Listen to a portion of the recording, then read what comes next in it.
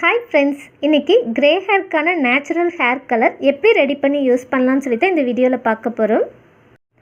வெள்ளை முடிங்கிறது காமனாக எல்லாருக்கும் இருக்கக்கூடிய ப்ராப்ளம். டீனேஜ்லேருந்து எடுத்துட்டிங்கன்னா எல்லாருக்குமே கிரே ஹேர் ப்ராப்ளம் இருக்கும். ஏதோ ஒரு சிலருக்கு மாத்திரம் 35-40 இயர்ஸ் ஆகி கூட நரைக்காமல் இருக்கலாம். இப்போ இருக்கிற ஜென்ரேஷனில் ஃபேஸ் பவுடர் யூஸ் பண்ணிகிட்டு இருக்கிற மாதிரி தான் ஹேருக்கு ஹேர் டை யூஸ் பண்ணிகிட்ருக்கோம். அதில் என்னென்ன கெமிக்கல்ஸ் இருக்குதுன்னு யோசிக்கிறதே இல்லை. உங்களுக்கு கிரே ஹேர் இருக்குன்னா எந்த கெமிக்கலுமே இல்லாத, எந்த சைடு எஃபெக்ட்டுமே வராத நல்ல ஒரு ஹேர் டை தேடிட்டு இருக்கீங்கன்னா கண்டிப்பாக இந்த வீடியோ உங்களுக்கு யூஸ்ஃபுல்லாக இருக்கும்.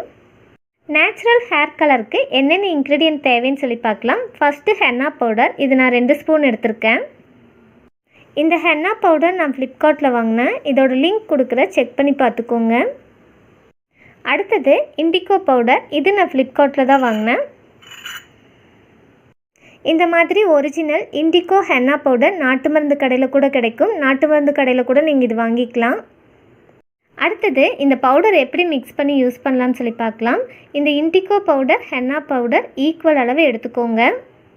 உங்கள் ஹேருக்கு எந்தளவுக்கு தேவையோ அந்தளவுக்கு இந்த பவுடர் எடுத்துக்கோங்க.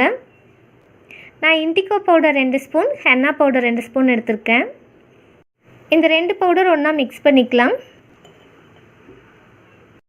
இதுக்கு தேவையான அளவு நல்லா ஹாட் வாட்டர் ஊற்றி மிக்ஸ் பண்ணிக்கலாம்.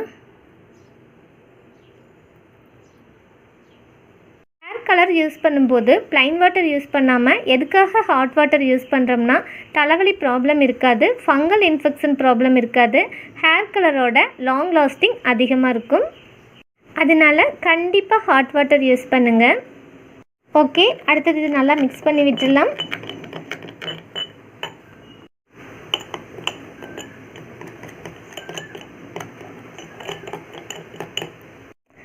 ஓகே, நல்லா மிக்ஸ் ஆகிடுச்சு. மிக்ஸ் ஆனதும் ஹேர் டை ப்ரஷ் இல்லாட்டி க்ளவுஸ் யூஸ் பண்ணி உங்கள் ஹேர் முழுவதும் அப்ளை பண்ணிக்கோங்க. அப்ளை பண்ணதும் இது 1 மணி நேரம் உங்கள் ஹேரில் இருக்கிற மாதிரி பார்த்துக்கோங்க. 1 மணி நேரம் கழித்து ப்ளைன் வாட்டர் யூஸ் பண்ணி ஹேர் வாஷ் பண்ணிக்கோங்க. உங்களுக்கு ஷாம்பு யூஸ் பண்ணாமல் ப்ளைன் வாட்டரில் குளித்தா ஒத்துக்காது, கம்ஃபர்டபுளாக இல்லைன்னு ஃபீல் பண்ணிங்கன்னா ஒரு மைல்டான ஷாம்பு யூஸ் பண்ணி ஹேர் வாஷ் பண்ணிக்கோங்க. இந்த ஹேர் கலர் யூஸ் பண்ணுறதுக்கு எப்படி இருக்குன்னா, ஹேர் உடனே பிளாக் ஆகிடும். முடி பார்க்கும்போது நல்லா அடர்த்தியாக இருக்கிற மாதிரி இருக்கும். உங்களுக்கு முடி கொட்ட ப்ராப்ளம் இருக்குன்னா சுத்தமாக ஹேர் ஃபால் ப்ராப்ளம் இருக்காது. இதோட லாங் லாஸ்டிங் நீங்கள் ஹேர் வாஷ் பண்ணுறதை பொறுத்து தான். நீங்கள் ரெகுலராக ஹேர் வாஷ் பண்ணுறீங்கன்னா 2 வீக்ஸ் ஒன்ஸ் ரீஅப்ளை பண்ணுற மாதிரி இருக்கும். ரெகுலராக ஹேர் வாஷ் பண்ணாதவங்களுக்கு 1 மந்த் 2 மந்த் கூட வரலாம். இது கிரே ஹேர் இருக்கிறவங்களும் யூஸ் பண்ணலாம். கிரே ஹேர் இல்லாதவங்க ஹேர் க்ரோத்துக்காக யூஸ் பண்ணலாம். ஹேர் க்ரோத்துக்காக யூஸ் பண்ணுறீங்கன்னா இதில் வெறும் ஹென்னா பவுடர் மட்டும் யூஸ் பண்ணிக்கலாம்.